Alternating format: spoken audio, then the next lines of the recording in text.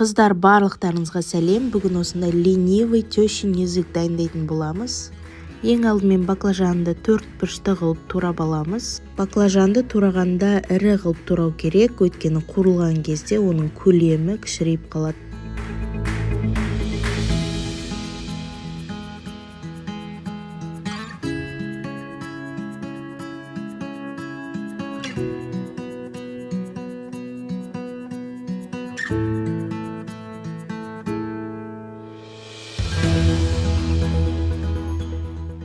Туралған баклажанды суға салып, осылай үстіне тұзды құйып, араластырып 10-15 минутқа қойып қоямыз.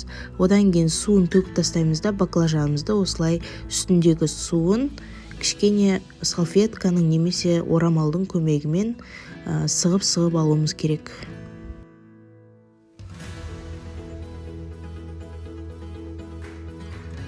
Ылғал еткен баклажанды осылай өзінің ыдысына саламыз да, жұмыртқаны вилканың көмегімен араластырып, үстіне құйып, оны араластырып алатын боламыз. Бір келкі ретінде араластыру қажет.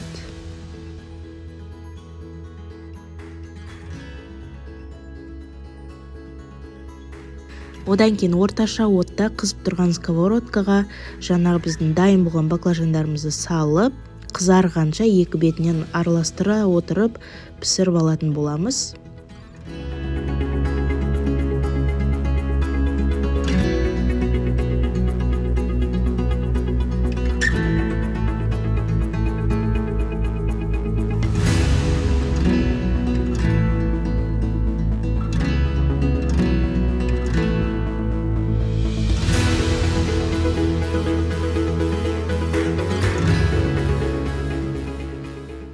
Баклажанымызды өстіп қуырып алғаннан кейін енді соусын дайындайтын боламыз. Соус үшін бізге укроп, майонез және езілген чеснок қажет болады. Барлығын қосып, бір келкі масса шыққанша араластырамыз да, ол соусымызды пока қоя тұрамыз.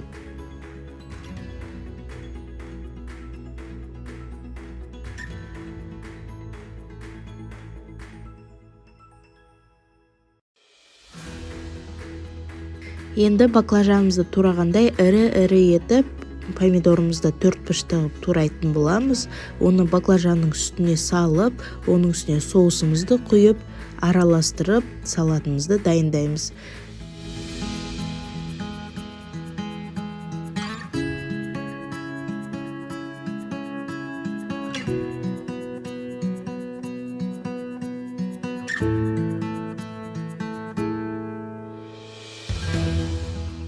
Осымен біздің тещин язык салатымыз дайын болды. Қыздар, істеп көріңіздер, өте дәмді, әрі дастарханда өте сытный, сондай әдемі болып тұратын салаттардың бірі. Барлықтарыңызға сәттілік.